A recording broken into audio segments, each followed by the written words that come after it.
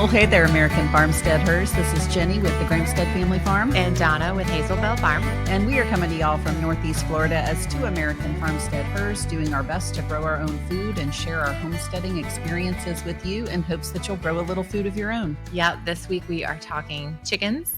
Specifically chickens in the fall. And what happens, they turn into freeloaders. Right.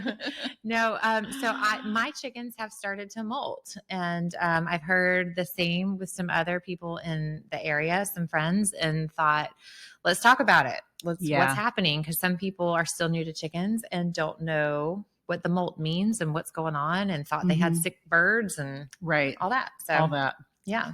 So let's talk molting chickens. Yeah, my chickens are not molting yet. I actually I'm in the process of rounding up all of my chickens to get them back into the chicken coop because they now have access to my new garden that's finished. So I don't want them picking out all my little seedlings. That's not allowed. Not allowed for sure. So I've been rounding everybody up to get them into the coop, and nobody's molting yet, but I know getting them into the coop will probably like throw everybody off. And it'll probably kick it in.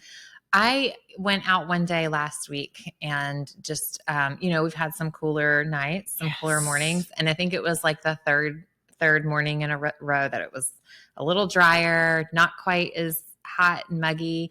And I thought at first glance that a predator had grabbed one of my birds. Oh no. There were so many feathers. It was like a bird exploded. There's feathers everywhere outside of the coop. And I thought either a raccoon or a coyote or something happened. And no, they're just losing their feathers. Yeah. So, yeah. And I have a large flock. So they're not all molting. Some are. And it seems that this is going to be an extended molt because some have and some haven't. So yeah. And I feel like it's pretty early in the season for all that to be starting. I mean, the days are kind of starting to get a little bit shorter, but I feel like that just barely started happening. Yeah. So it's early. It is, but we have had a lot of cloudy days also. Yeah, we have. Which contribute to less light. And that's going to be, so that's going to be our first point here with our molting birds is what causes them to go into the molt. And that's it. That's your number one contributing factor is less daylight hours. Less daylight hours, which is probably where, a lot of people run into the recommendation of maybe putting a light in the coop to extend the daylight hours, to kind of force them not to go into molt. However, it's just a natural process.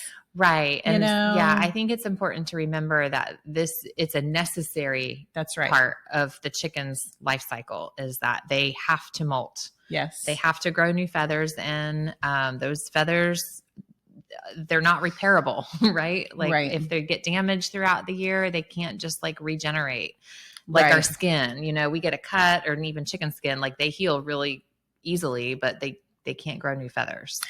Right. So until now, and it's happening.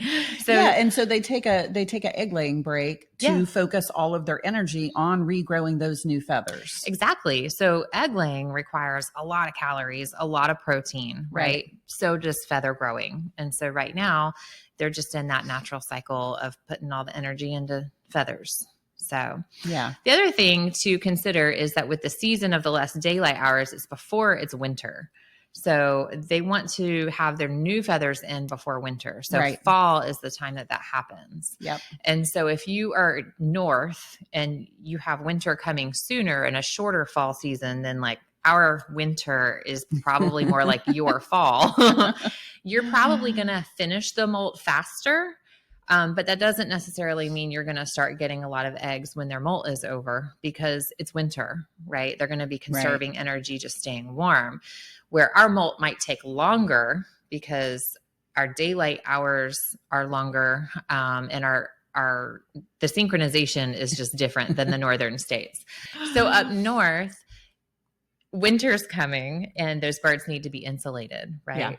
But down here, They're not going to, it's not Not going to so be, much. as demanding. And so they can take longer to lose and regrow feathers. Yeah. So now we could have like a really hard molt. So like if your birds don't start molting before we get a super cold snap, right? Like that first big cold front, that might throw them into a hard molt.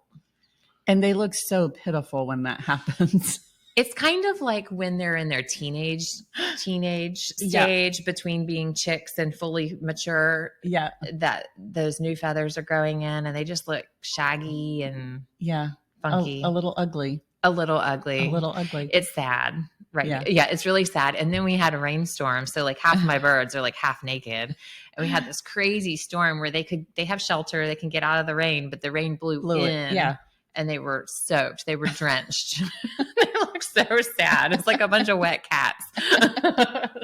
But they're okay. We're still getting some eggs. Yeah. So do you just leave your chickens alone and let them do their thing? Or, are you like supplementing with anything? Are you doing anything extra for them to kind of support them through the molt? Yes. Okay. So we have some tips over on our blog. And so if you're more of a reader, you like that format better, then head over to AmericanFarmsteaders.com and you'll see all these tips in writing. But just briefly, the first thing is remove stress. The molt is stress in itself. The change in seasons is stress in itself. So if they have, like, this would not be the time to introduce new birds into the flock, right? Or to suddenly coop up all your free range birds. you might find yourself with 0 eggs. Right. So like a big change is going to be stressful for them. Changing their feed is okay if like you're increasing protein, but I wouldn't do anything more drastic than that. So increasing protein would be the second tip.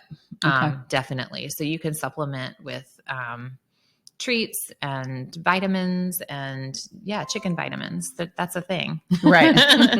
So we have some recommendations over there on the blog for that, but feathers are 85% protein. Yes. So they need a lot of protein. I like to feed my chickens game bird feed. Yeah. When they're in the heavy molt and growing new feathers in. Yeah, that's a good tip because some of those game bird feeds are going to be anywhere from like 18 to 21%. Even like 28%, I think is the one that I buy. Yeah. At Hillendale, they've got like a super high protein. Yeah. Whereas like regular chick feed is what, like 14%? Yeah. Like normally we recommend a 14 to 16% for your layers. So now would be the time to bump it up for sure. Yeah. So it might cost you a few extra dollars, right? But not that much. Right. You can also add in some kelp meal, has lots of good minerals and amino acids in it that are the building blocks for protein, and that will help. Things like mealworms or dried grasshoppers, like whatever it is you buy for your chicken treats, you can give them more of that. I don't buy chicken treats. That's not my style. But I will feed them like soaked lentils and dried beans. That's super cheap. And I just soak them first because they expand. Yeah. I'll feed them beans and rice all day. That's cheap and they love it. So yeah, I mean, you can do all these supplements, and treats and whatnot, but it's not even really necessary. Like you really could just let them go and just leave them be, which that's what I do. I do. I mean, if I'm getting 0 eggs, I'm more into feeding some extra protein in that. It is tough when you're getting no eggs. Right. And you're feeding the chickens. Yeah. That's kind of annoying. Yeah. But it does happen. I mean, you just have to remember to be patient and remember that this is a natural, necessary process. Right. Right. So protein's the biggest thing. And then boosting immune systems, like I said, with kelp meal, poultry vitamins, probiotics, like chicken probiotics. I don't buy those specifically for my flock. I would feed them things like whey and yogurt, and I'll ferment their feed. Right. You could ferment their feed. You could even take your vegetable kitchen scraps and ferment those in a jar. Right. And feed them the fermented veggies. Right. That would be really good. Yeah, that's a really good idea. And then in that same thought is if your birds are cooped and they're not free ranging, to make sure that you're giving them plenty of variety in their diet.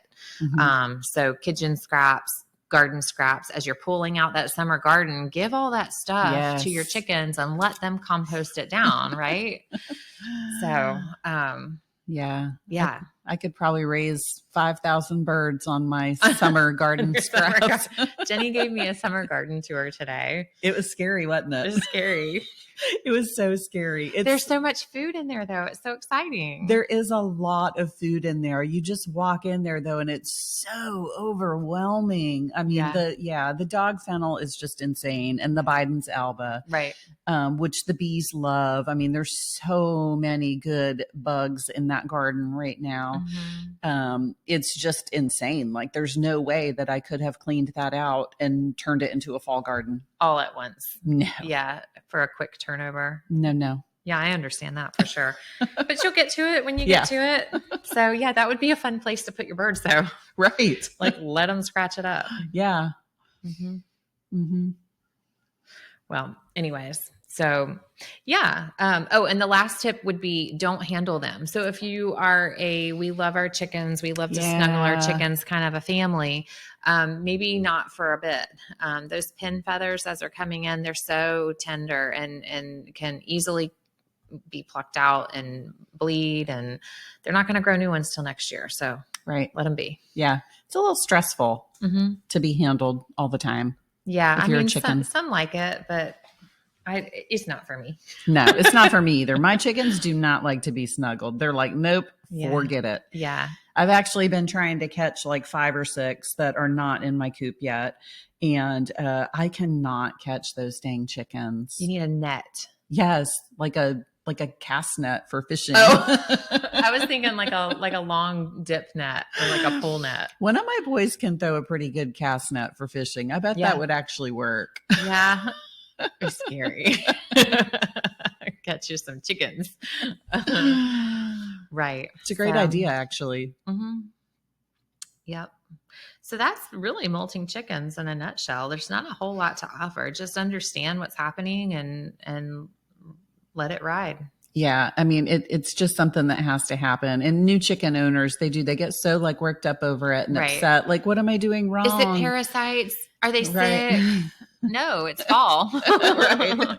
They look sick. Yeah. Now, if you just bought birds this year, like if you bought chicks in the spring and they're just now starting to lay, they won't molt this first year because they just grew new feathers. Right. So you're good. That is the really cool part about new young birds. Now they might lay less with the less daylight anyways. Yeah. But you should still get plenty of eggs. Right. Mm-hmm. So, yeah, that's been the one thing that I've been loving since I do have a good number of my chickens in the coop now is I can go right into the coop and get eggs. Mm-hmm. It is nice. Like before it was like an Easter egg hunt all the time. So that's been nice. That's been a treat. Mm. We'll see how long I last. Mm-hmm. Before you have to make a change. Right. So where are you at on revisiting the mobile coop idea?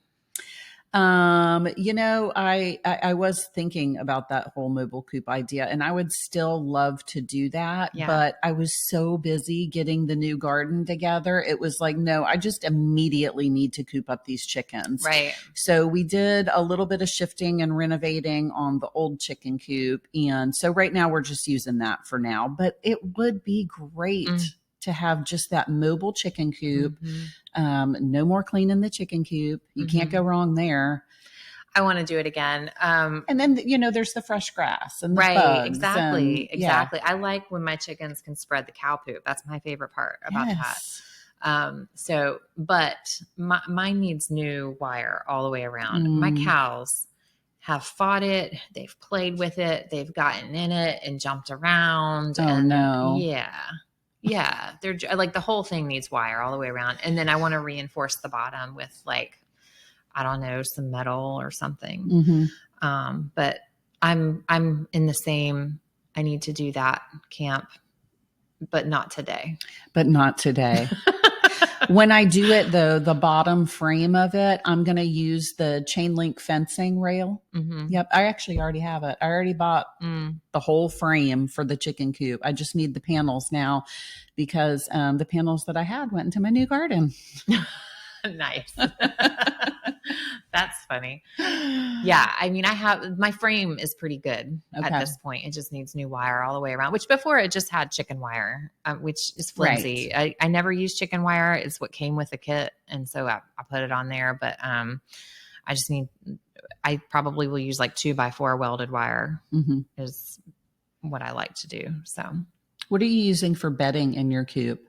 Or are they just on sand? Mine are just on sand. Yeah. So it's easy to clean. It drains well. I don't have to like clean the coop per se. I will go in there with a shovel under their roost every now and then and scoop that out, but that goes to the garden. And then I use hay in their egg box. Yeah. I just use loose hay, like whatever the cows wasted is what goes in the egg box. Yeah. That's basically what I did too. And mine's sand right now too. I was just tossing around the idea, like, should I put something in there? You know, if we have some type of material on the ground for bedding and it gets real dirty, you know, that could always be something that could go into the compost pile, you know, as a brown and a green. So I was just kind of tossing it around, like, should I, shouldn't I? I don't need bedding. Where we are, like it will never flood there. Like there's never going to be standing water there. And like I said, the sand, it just like it drains. It eats manure. Right. So sand eats organic matter. It does. If you are in a place that doesn't have good drainage, like that would be a stressor when we say remove any stressors from your flock. Right. And here we are in hurricane season. Right. Right. Which, let's not jinx it, but I know, you know, or even just like the afternoon rains or whatever. If there's standing water in the coop, that's going to stress your birds. Sand is a good thing to add in to add some drainage in. So the water will then sit down underneath the sand, but even still, you might want something on top. It just depends on like how bad it is where you are. Right. In the winter, sometimes I'll go in and throw in some, like pine shavings and I don't know that they appreciate it or not. Right. It's just something I feel like I'm doing a good thing and then I have to shovel it out at the end of that. So I don't enjoy it. I think they just like to kick it around. Yeah. You know? Yeah. Gives them something to do. I saw the coolest thing the other day. I don't know, maybe it was on like a YouTube video or something like that, but somebody had built a frame, like, you know, say it's like as big as a window frame. It had hardware cloth on the bottom and they hung it from the roof of their coop. So it was just, you know, just like a foot or so off of the ground. And they would put all of the treats for the chickens up on this like swing. Like they had watermelon up there. And so like the watermelon wasn't in the dirt. Not that it's a big deal if your chickens eat a little dirt. They are birds. Right. But it was kind of cute. They were all hopping up on the little swing, eating their watermelon, you know, so some chicken people might appreciate that. Yeah. I mean, I know people go to great lengths to make sure their birds aren't bored with toy xylophones and swings and stuff. That's an easy thing though that you could do. That's funny. It was cute. And you know what else I found out this week is that Charlie at Charlie's Chicks, Charlie is having a BOGO sale on golden comets this week.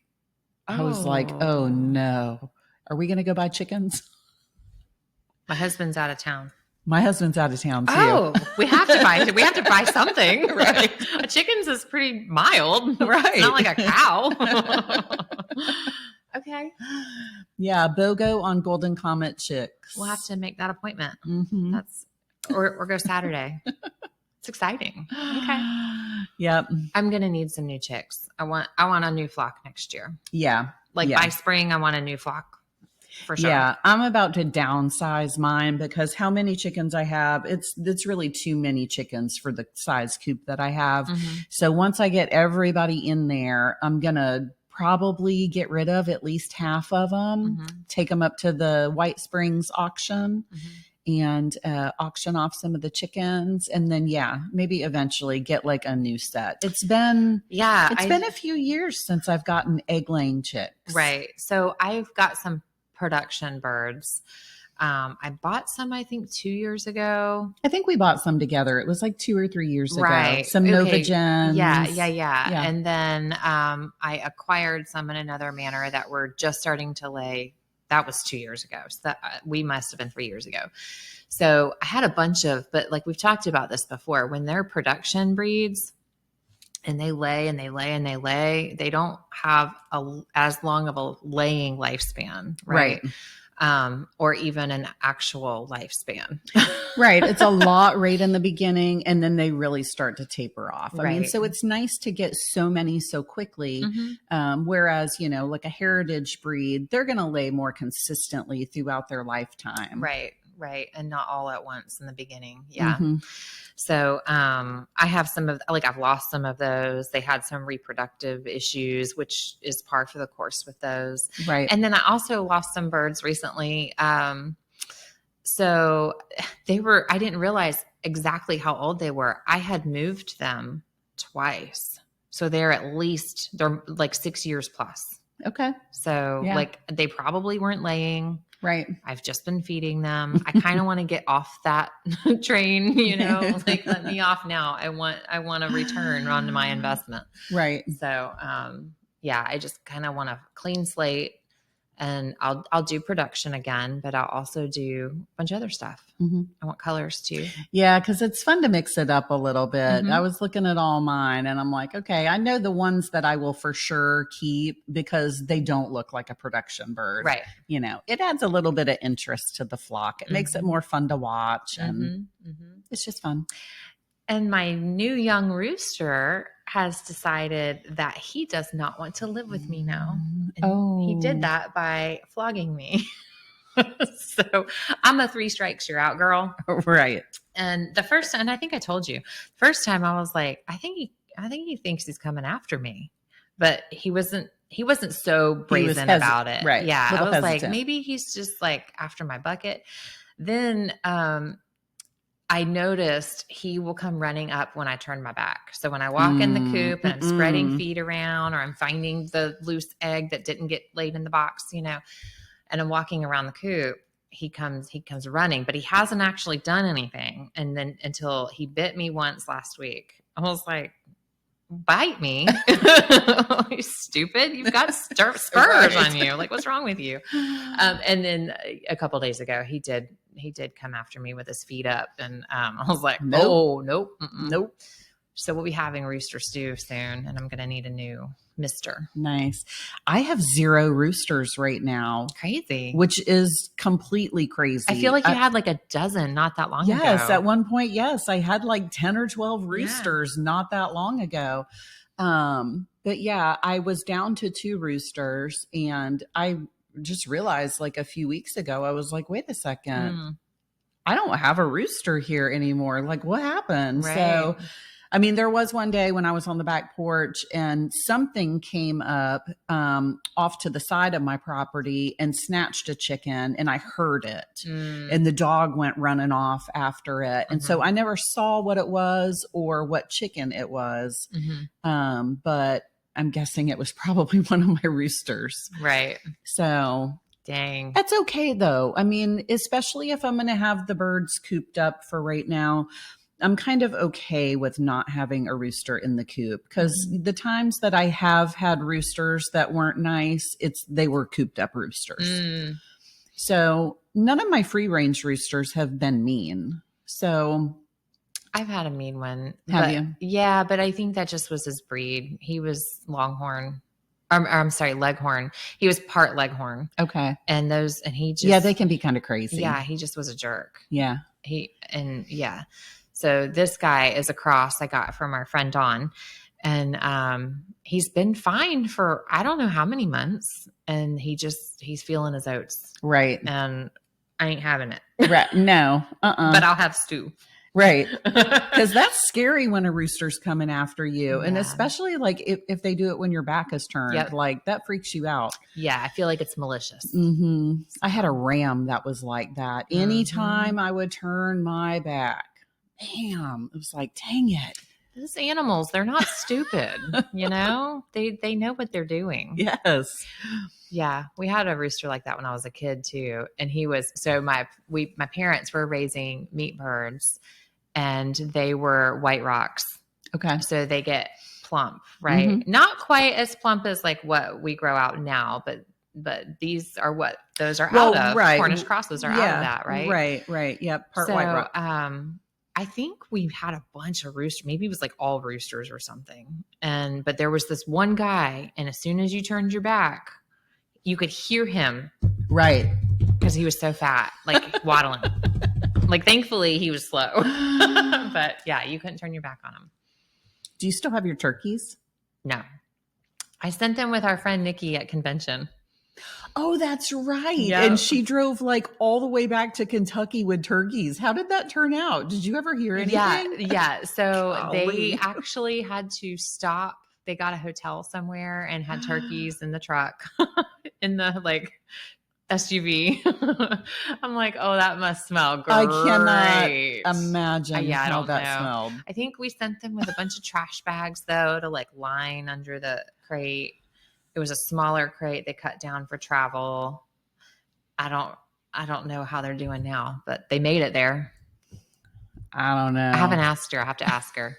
She was so excited to have them. They're both hens, but yeah, we actually just recently found one of them had a nest, a clutch of eggs in the field, in one of the cows' fields, and we've got calves in there now. And we just found it only because it was like, oh, I'm glad we didn't find it before they were all like, you know, could explode in my face. I think a raccoon found them. Okay. And so we had like a trail of these eggshells across the field. And I was like, what is happening out here? And followed it and realized those are turkey eggs. Those were our turkey eggs. So yeah, no turkeys. I actually just had a thought this week though, if I get my mobile chicken coop repaired, that maybe I would like to grow out turkeys in it. Yeah. I mean, you definitely could do that. Yeah. For sure. I just have to remember. I bet you Charlie has turkeys.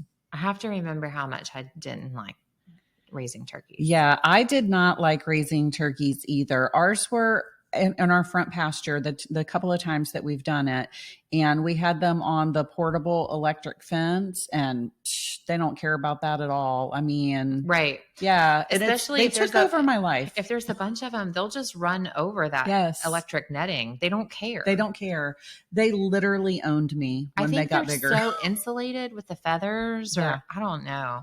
So no, I would definitely want to keep them enclosed in that coop. And how big is that coop that I have? You have the same one, or you had the same one? Yeah. The Amazon one. I don't remember the measurements on that. I mean, it's pretty large. I feel like it's like 12 by 16. 12 by 16. Something like that. Yeah, that's what I was just about to say. So, I mean, I could keep an easy handful of turkeys in there. Yeah. I mean, I wouldn't do like 2 dozen. Like I could do 2 dozen meat birds in there probably, but like chickens, but not turkeys. Right. But I could keep a healthy handful, and I could hate myself. So it hasn't even been a handful of months since you got rid of your turkeys, and you're already thinking about getting turkeys. We can have turkeys. So the big thing with the mobile coop is, where will I run it with the cows? Because right now the cows will make short work of that coop. Yeah, exactly. So right now we took down a bunch of our interior fencing, and it needs to go back up. That's not going to happen for a few months though. So like right now, the way our property sits, our house is in the middle of our property, and then we've got fields all the way around. Right. So those fields were sectioned off. Right now there's only 2 sections, and then the rest of it is all open, and there's 3 cows running it right now. So there's been 4 cows, but it's been good. Those 4 have done really well over there. We haven't needed hay at all until now. So they've eaten it all down. The grass isn't growing well now, but yeah, we've got to get some of those cross fences put back up. Yeah. And then my thought is that turkeys or chickens or whatever in that mobile coop can be in one field. Yep. With no cows. And then as I move cows, we can. Do your cows like care about electric fence? They're not trained to it at all. They're not trained to it. Okay. No. that I can't in my head wrap my head around that on our property. Cause like, I just feel like it'd be so many hundreds of yards of line, you know? Yeah, I mean, I would just do like just single strand wire, but run a couple of them. Run one a little bit down lower, one a little bit up higher. You mean like the tape, like the movable tape? I would just do a high tensile wire, not the tape. Oh, okay. I didn't like the tape. We've used the tape a couple of times, and I just don't feel like it works as well as just a regular, just plain old high tensile wire. Okay. And then like step in post. Yep. Yeah. Or I mean, if they you have to need be it trained to taller, it. I mean, you might need taller than a step-in post because of the whole stand. Yeah, she's right? a giant. So, I mean, you might have to put in like taller metal posts and just get the little, you know, conductor clips on them to put the wire on. Yeah. Yeah, maybe. I don't know. A little more work, a little more permanent. It is. Well, I want permanent fencing. Right. For interior fencing, like sections. And that's what we had. They just weren't, they weren't placed in the right places for us. Yeah. And so they're all down. They're all gone. So yeah, we've got lots of field work we need to do though for the cows. Yeah, we do too. We've got lots of field work as well. We've just been waiting for it to cool off a little bit. Exactly. Yeah. We have a bunch of fencing that we've got to do. A bunch. Yeah. Mainly for the sheep though. I need some different, you know, secure paddocks for the sheep so I can have like a weaning spot or a grow out spot or, you know, everybody's just running amok together right now. Or a hospital. Which is right, right. Which I kind of need right now. A hospital pen. A hospital pen. Yeah. I actually have a chicken coop down there that I could put her in if I really needed to. I have an injured sheep at the moment and not really sure what happened to her, but she's got a pretty severe leg wound and she's not looking good. And, you know, we've been trying to keep it clean and blue coating it. And she's had antibiotics, needs more today. So we'll see. I mean, this particular sheep, she is one of our older sheep.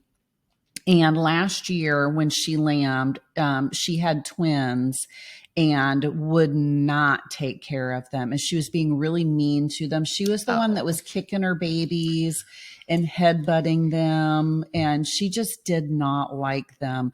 And so after that whole thing, you know, settled down and I was saying, we need to call her. You know, she's old.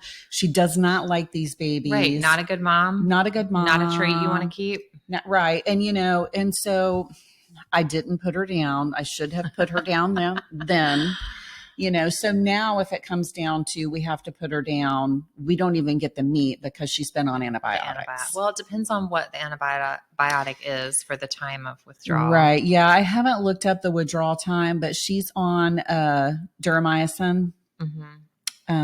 So I don't know. I'm feeling like it's like 28 days or something like that, which you're not going to keep her hurting with a possible fracture or something for 28 days. Right. I mean, she can't put weight on her leg at all. The cut is like right on her joint and like literally you can see the bone. So it doesn't look good. It doesn't sound good. And of course, this happens when my husband's out of town. And that's when it always happens, right? Yeah. Like there's been so many times where he's been out of town and I'm like, oh, great. I might have to put down an animal. Right. And dig the hole. Right. So I'm going to give her a few days though, keep her on the antibiotics, and see if she pulls through. Yeah. You know, it's still early. It is. It's still early. Give See her if a she chance. pulls through, at least give her a chance. I mean, you may not want to breed her, but give her a chance to at least heal and recover enough to get that withdrawal period. Right. So that you can actually use her. Right. You know. Right. Because I mean, waste is definitely not what you want to do. Right. So we have a similar situation with a calf. We have a special needs calf who poor thing. He's special. So we call him Odie because his mama had meds when she was pregnant with him. And so anyways, he has a birth defect. He has a cleft palate. And so he's been difficult anyways up until now. That's just what we know of. Like, I don't know what other issues he might have. He just seems not all there. Yeah. Like it's kind of almost like a failure to thrive situation. Right. Like, he's been tough. Right. And he's 6 months old now. Yeah. Yeah. And he still looks like he's so little. He looks like he's like a month old. He's so little. So I just weaned him off the bottle because I'm like, this is a waste. Like, I'm feeding him so much. And like, he was getting 2 to 3 gallons of milk a day that I could be selling. Right. Or using, you know. And so, yeah, it's time for him to wean anyways by age. Right. He is eating grain. He's been eating grass and hay, but he has a hard time with it because he's got that cleft palate. Right. Right. And so I don't know, like, how much is he swallowing? How much is coming out of his nose? How many calories is he actually getting, you know? And am I going to walk out one day and he's aspirated from the water trough and he's just dead or developed pneumonia or, you know? Right. So yesterday I went out and of course we have these rescue calves we're bottle feeding. That's fun. They're not to stay forever either. Their days are numbered at my farm. But, you know, normally like they come running up for their bottles and he comes up too because he thinks he wants a bottle, but he knows he doesn't get it. And he's not like real forceful about it. Like he should be. I don't think he could be forceful. No. So he didn't come up like he normally does. And I was like, well, that's weird. I went looking for him and found him laying down, called his name, and he didn't like jump up like he normally would. His little ear twitched. And I was like, well, he's alive, you know, but still, like, I'm going out every day wondering, is he going to be alive? Right. I feel like we should have already called him.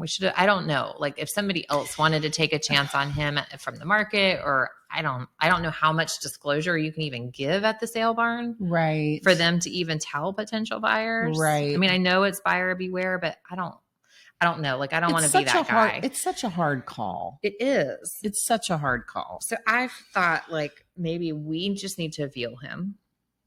Like, right. And just, you know, be done with our efforts with him because I'd rather do that now than walk out tomorrow and he's dead. Like, then it's a waste. You don't know what he died from. And, you know, so you can't eat him. Exactly. So I don't know what to do. And you could make a nice little rug. I could. You know, I could call my friend Jenny to help me tan the hide. You could. I could do I that. would help you. It would be a fun little project. Yeah, it would be. And easy to work with at the small size, you know? Yeah. It wouldn't weigh a ton. No. And he's otherwise, like, he's not a problem. He's not like, we've had problem cows. Yeah. We don't keep them. But I just don't want his life wasted, you know? Yeah. That's what absolutely. That's what it really comes down to. Yeah. I don't want his life wasted. So yeah. I don't know. Eric's not convinced that now is the time. Like, okay, well, and he has such a soft spot for calves. Calves, yes. You know, he would probably never go that route. He's like, if y'all met my husband, you would think he's so hard. and like, he hunts all the things and he fishes all the fish. And when push comes to shove, like, he's the sound mind when it comes to the animals most of the time. But when it comes to calves, he would keep them all. He doesn't want to medicate ever. I'm like, okay, like, he doesn't like giving them shots because he just doesn't like giving them shots. Right. Okay, that's my job. You hold them, I'll do it. Right. You know, he's a sucker for those babies for sure. He's soft. And he's gotten softer with age, I feel like, for sure. Yeah. But, yeah. So I don't know. I don't know what to do. I'm still mulling it over. I know. I hear you. It's like I said, it's a tough call. But today he was good. Yeah. Well, good. Today Odie was good. Like, he came up, he ate, he seemed fine. I'm like, I don't know what the problem is. I don't know. Right. I don't know. Maybe tomorrow the problem returns. I hope not. But like, Who knows? Who knows? So he's not growing at all. He seems to be stunted. So like we have these little bottle babies that are just, I think they're probably between 6 and 8 weeks old at this point. Okay. And they're like the same size. So he is a little guy. Mm-hmm. And his mama was big. His mama was very big. So yeah. Anyways. Poor little fella. Yeah. So that's what's going on. Chickens are molting. Yeah.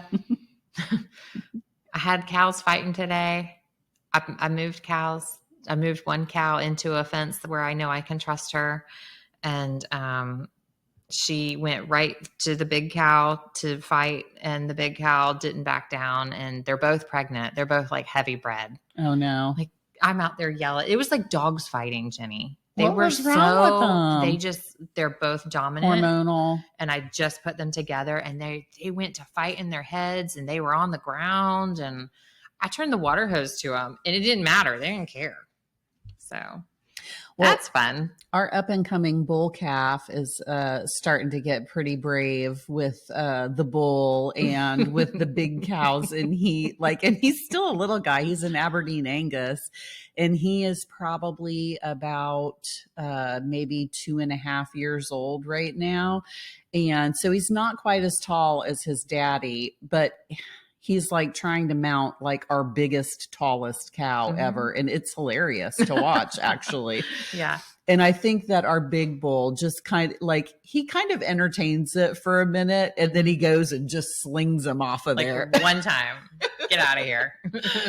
So that's been fun to watch. So now that's got me thinking like, okay, well, wait a second. Like he kind of seems like he's ready to go. And that was the plan for him. He should be ready to go. Yeah. And 2.5 years. I mean, he should be right. Prime. Our big bull, he's at least 10 years old. So he's on his way out. I actually have a appointment at the butcher on the 28th of this month.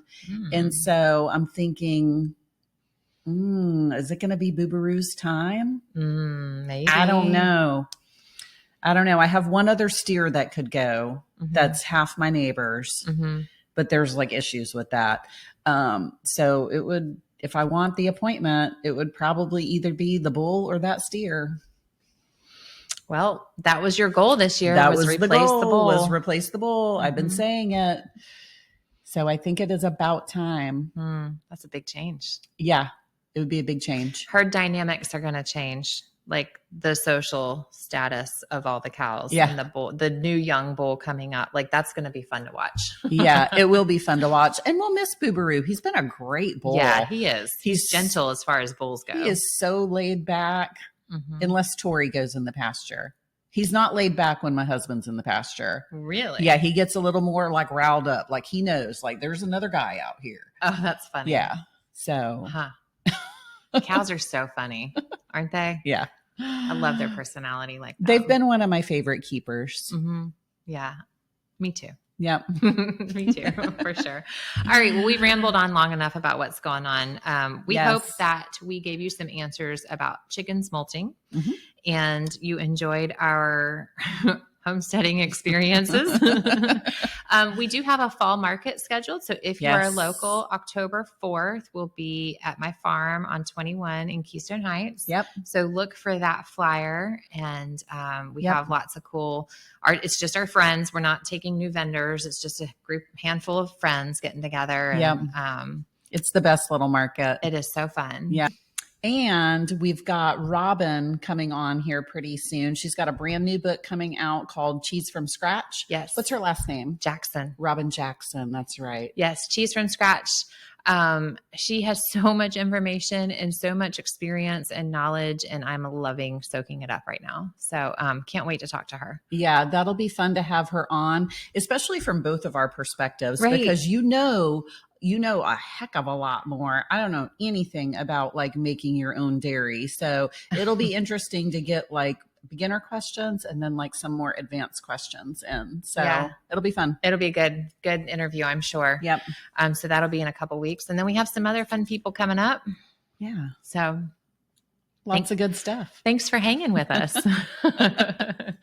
Right. Do we want to announce another great speaker coming?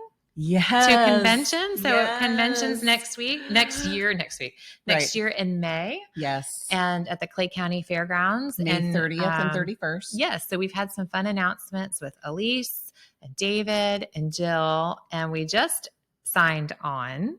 Yes, with Kaylee Richardson from the Homestead. Yes. Who also has a new book out. Right. Yes. Yeah. I want to buy it. The Beekeeper's Apothecary. Mhm. So I was scared away from this because I'm not a beekeeper anymore. But actually, I looked through some sample pages. This is for everybody. Yeah, I think so. Yeah. I think so too. So she'll be at convention. Yes, that is super exciting. Super exciting. I can't wait to have her. And Jara from Jara's Garden is going to be back. Yep. I think our lineup is shaping up to be pretty good. Yeah, I think it's going to be awesome. Yep.